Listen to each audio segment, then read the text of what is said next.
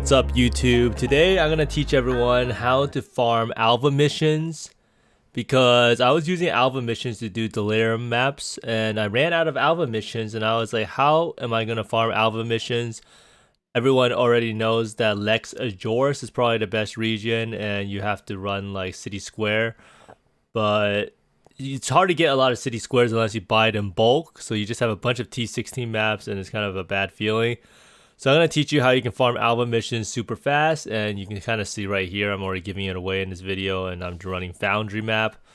But it's pretty fast to get to the boss, you saw right there, but I'm going to say why this map is so good, and how many missions you could possibly farm per hour using this method. And I'm also going to go over into my gear that I've gone on the Wander. I did upgrade a few more pieces. I just wanted to talk about ailment effect and why it's so important before I teach everyone and showcase how you can farm missions for almost any master really easily. My current Wander's gear is getting better and better, and this is actually the fun part of the character, when every day you can make a couple upgrades here and there that are meaningful. And most of these upgrades, I am buying items and ending up crafting it out and trying to fix it up for my own build, because this build is pretty niche at the moment, so a lot of items you won't really find. Like for instance, this wand, I had to make it into a shaper wand of all things. Now this wand is a wand that probably will not be replacing or upgrading. So the only way to get this improved is to get a tempering orb enchant. And what a tempering orb does is it replaces the enchant that's critical modifiers have 8% increased effect and changes it to another one. And there's a lot of different outcomes like speed modifiers, and then one that could be like no sockets. So what I want is like physical modifiers have like a 10% increased effect and no blue sockets, I think, or red sockets. And that one is pretty much like having a 10% DPS upgrade on a weapon. But the problem with that is that tempering orbs are really expensive, and they average around like 3 to 4 exalts. And there are a lot of enchantment mods, so the chance of hitting it is pretty low. However, I can't imagine myself getting a better weapon, so the best way to improve the weapon is to get a tempering orb on this one. Now the helm I'm pretty satisfied with. Only thing I could possibly do is try to get elevated crit multi, and try to get a higher life roll. But overall, this helmet is pretty good. The only thing I could think about is maybe changing the enchant instead of Berserk effect. But I think Berserk effect is too good. It benefits mapping and bossing extremely well, and it provides the burst we need to kill the boss. I ended up buying this amulet for 5 exalts, I think. So this is pretty much just buying 2 prefixes and 1 suffix, and then me multi-modding it to get life and increased effect of non-damaging ailments. And the reason why this amulet is so good is because, number 1, it has gain fizz as extra lightning instead of gain fizz as extra cold.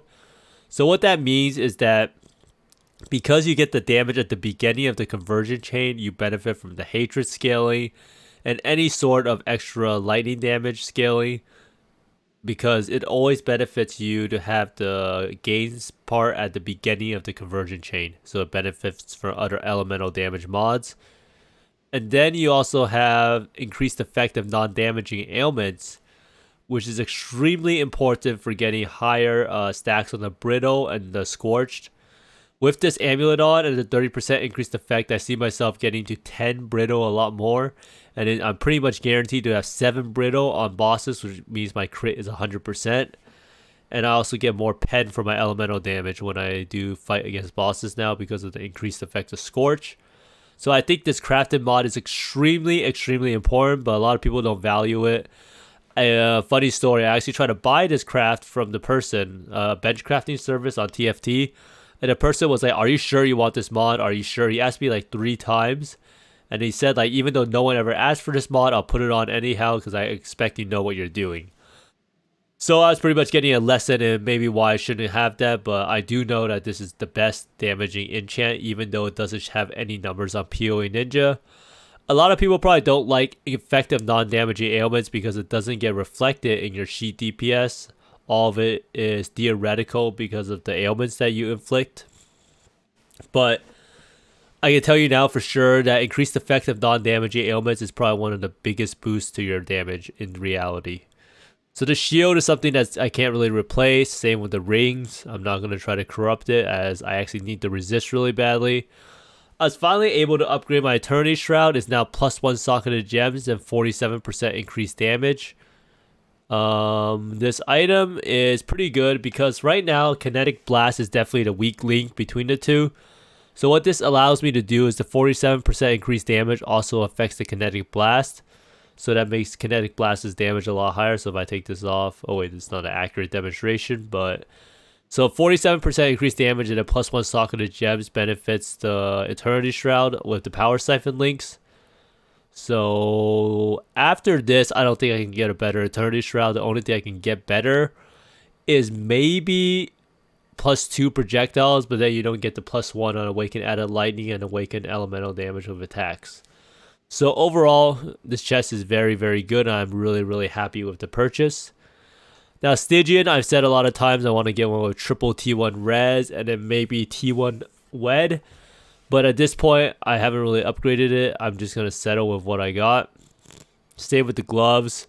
I could try to fix it up to get life. If I got life on this pair of gloves, I'll probably have 5k HP. And it'll be a lot safer to play this build.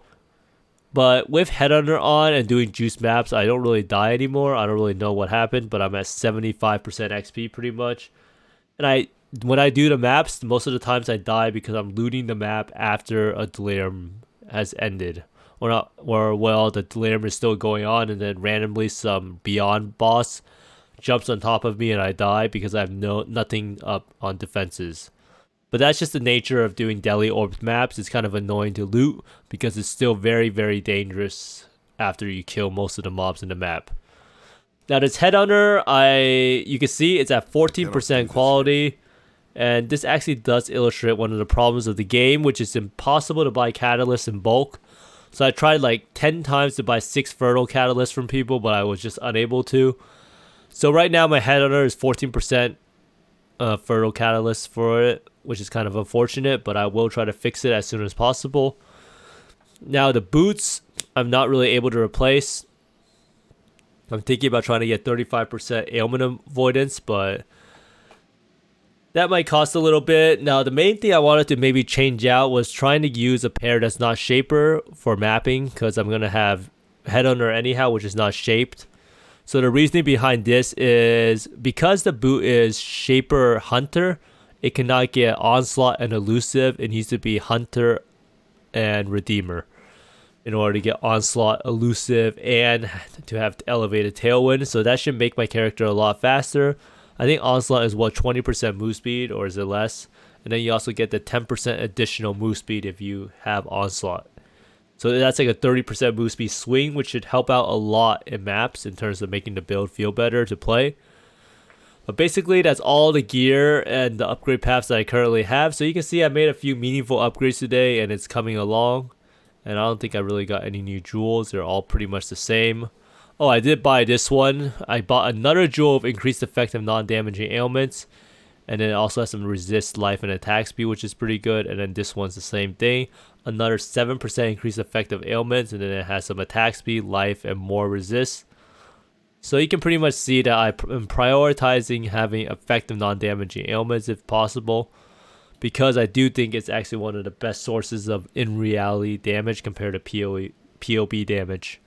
But now I'm going to teach you how to farm Alva missions, because you can see now I'm at 16 missions. I only played for a little bit with this method, and I was full clearing the map. So I'm going to get into how can you farm infinite Alva missions super fast.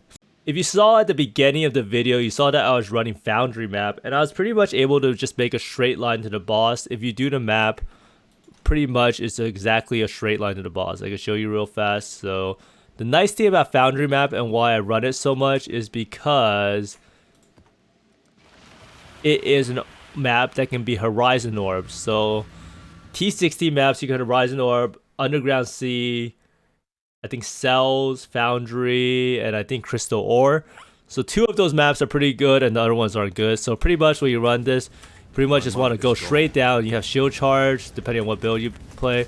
So you can pretty much just zoom through the entire map And then it's always going to be the exact same layout, so you have nothing special about it. And then you kill it. So let's see. Is it going to give me an Alva mission? And there you go, an Alva mission. It knew I was filming a video, so it gave me the mission, right? And you can see that probably took, what, like 10-15 seconds at most. So if you extrapolate it out, you can say you do like 4 or 5 maps in a minute. And in 60 minutes, you have 300 maps done. But let's say there's some downtime, so let's cut it down to 200 maps. And then I think the chances of getting a mission per map is around like 20%, 20 to 30%, right? Because I think, yeah, 20 to 30%. And then with that amount of maps ran, if you do 200 maps, you can pretty much almost get like 40 to 50 missions in 1 hour. Meaning that you can completely replenish your supply as long as you have the Foundry maps. Now, what causes us to get the maps and the Alva missions? So we used, at the Uncharted Realms, we have the Secrets of the Stone, which increases the effect of the Watchstone modifiers. And then we also have Close Allies, which grants 1 additional map Atlas mission from each master each day. Also has areas have 10% chance to grant an Atlas mission on completion. So this Atlas mission could be Alva, and sometimes you might do a map and you could even get 2 Alva missions. So the important 2 are these 2. And then while you're doing this, you also want to have Sirus, a depth tracker, so you can spawn Sirus super fast. On stream, I think I spawned a Sirus in like 30 minutes or so while doing this method. So these 3 Uncharted Realm points are the important ones. So the reason why we want to have Secrets of the Stone is because our Watchstone modifiers are these. So we're running 4 Seekers with Alvas. So these all have 100% increased chance to gain an Alva mission, 100% chance. So that's 400% chance, and then times 25 is 500% chance to have an Alva mission. So that means that if Alva has 1 weight compared to the other missions, now it has 5. So it's just like some quick math. There's like 1, 2, 3, 4, 5 masters total. So now Alva will have 5 times weight, so it has 5 chances out of like 9, right? Or 5 out of 10 or something. So it's a half chance. But basically, the general gist, I think it's like 20 to 30% chance for each map to give an Alva mission. So if you run a bunch of maps, and you can run a lot of these, and you can see how fast the layout is, and you will even get like Shaper and Elder Guardian maps to sell. You'll also be able to farm Sirus super fast at the same time. So it's like a win-win on many different fronts. And then a lot of times you also just have a bunch of bad maps, right, in your map tab. I know a lot of people have a bunch of T60 maps that are just left over that are bad layouts, for instance. So what you do is you just Horizon Orb a bunch of them. So let's say, let me put these maps back real fast since I'm not running these anymore. So say you have a bunch of like T60 maps that you don't want to do. Like you don't want to do like Peninsula, you don't want to do Plateau or Residence, you don't want to do Lava Lake anymore. So you just pretty much take out all of the maps you don't want. You don't want to do Vault or Shore. So you take these maps out, and then you use the Horizon Orbs. And then the main options you can get are Underground Sea, Crystal Ore, Foundry, or Cell. So then you stop when you see Foundry. And then you pretty much just convert all of your T60 maps over to Foundry. Sometimes it could take a little bit, but eventually you can convert it all over. And Horizon Orbs are extremely cheap. They're like 3 to 1 or so. So you can buy them massed in bulk so that you can get a bunch of... So you pretty much convert all of your T60 maps to Foundry. And then you run a bunch of missions. You get a lot of Alva missions at the same time. You also get a lot of Shaper Guardian maps because you run it on Awakener level 8. And you also get some Elder Guardian maps to sell. And you also get Sirus, right? So this is a very good farming method to get Alva missions when you run out of it. And this is in Lexajoris. So you have to take this node right here, which is areas have a 10% chance to grant an additional Alva mission on completion. And then that's actually the main thing, right? So this is the best region to farm Alva missions. Lexajoris with Foundry map is the fastest. I know City Square is also pretty fast, but you cannot guarantee yourself to get a bunch of City Square maps unless you just buy City Square maps in bulk. Now, a lot of people ask, how do you apply this to, like, say you want June missions? So basically, every single region has, like, one of these nodes, right? That has areas have 10% chance to grant an additional type of mission. So say you want to do June missions, you will find out which Atlas passive region has that 10% chance. And this region is Haywark Hamlet. So you would pretty much just buy these stones except corresponding to June missions, and then you would just spam maps in Haywork Hamlet, and you just want to find the fastest layout one that you can maybe Horizon Orb into, or you can buy in bulk at a good rate. Now obviously the T16 maps are pretty important because there's only 4 T16 maps, so it makes it really easy to Horizon Orb. So some of these other ones are a little harder. Now you can see this area has no mission. So this Lyra Arthane one is from Bestiary. So you have Einhard chance. I think Lex Proxima is probably... Wait, is this Nico mission? I don't even know. But basically, you just need to find out which region you want to do that corresponds to the type of mission that you want to gain, right? So Haywork Hamlet, I think, is the one you need for June missions, and then Lyra Arthane is the one you need for Bestiary missions. And I don't really know where. I think Lex Proxima must be for... I guess Lex Proxima doesn't... There's none for Sulfite, right? So I don't really know, but basically those are the main 3, and that's how you actually farm infinite Alva missions, as long as you have the maps, and you can do it super fast, and you also make a bunch of money while mapping. I did even get lucky and found an Awakened Spell Cascade on my Sirus kill. Of course, that doesn't mean I make 7 exalts per hour doing this method, because I found 1 gem. That's not how you actually calculate profit in this game. But hopefully that helps everyone out. I did run into the issue where I ran out of Alva missions, and you pretty much need Alva missions to do any of the juice content. Even for doing Tropical Island, you want the Alva missions. It helps you get 200 splinters almost guaranteed. And if you want to do any juice content anywhere else with any Delhi Orb mapping, you definitely want to have Alva missions. I did find multiple exalts from Alva temples when I was doing Nemesis 3.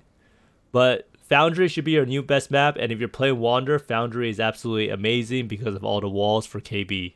Lord knows that I've tried to. You said I was the only one. No one likes being lied to.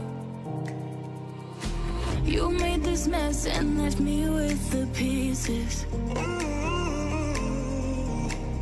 Now I wanna burn all the bridges between us. I can't focus, I can't forget. I've been thinking too much lately. I just need to clear my head. I just need to clear my head.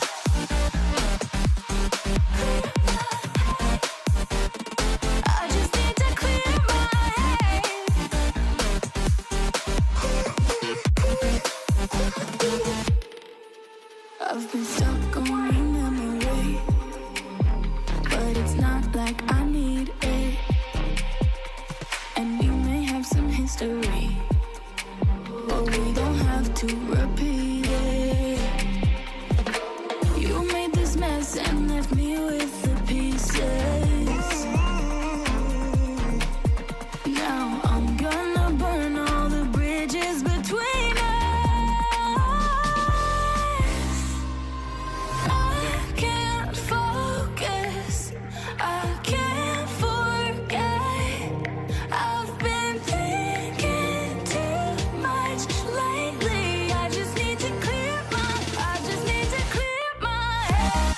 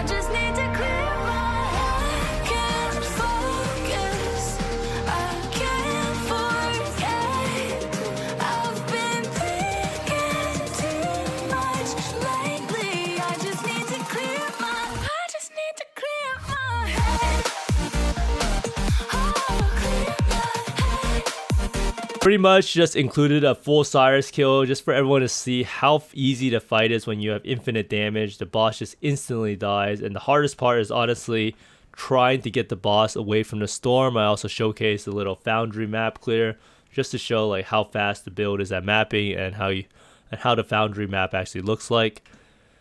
But you can choose to full clear the Foundry map. The map is actually not too bad to do a full circle and get like 0 monsters remaining. But if you're just trying to speed up for Alva missions, I recommend to just speed to the boss, kill the boss in 10 seconds, and repeat. So you probably have to bulk roll and buy a bunch of Horizon Orbs to get it over so that you have a bunch of Foundry maps to start with. And pretty much the whole basis of the strategy revolves around the fact that Foundry map is Horizon Orbable, making it easy to obtain. Since a lot of people have a bunch of random T16s, especially if you're running like a high Awakening level Atlas. Because even with all the favorite system, you will still drop a lot of maps that you don't want to run ever. But hopefully that helps everyone out. I do think that this character, the Berserker Wanderer, is absolutely crazy. It's probably some of the highest damage in the game possible that you can get at this amount of investment. Because it's more damage than a Forbidden Rite Totem. It's probably around 60 to 70 mil. And it beats out like the PoE Ninja profiles of Cast on Crit Ice Spear to have 100 mil in terms of what people on stream told me about what the damage looks like in reality. But thanks for watching, everyone. I hope you find more mirrors and exalts than I do, and you find a bunch of Alva missions, and see you next time. Bye.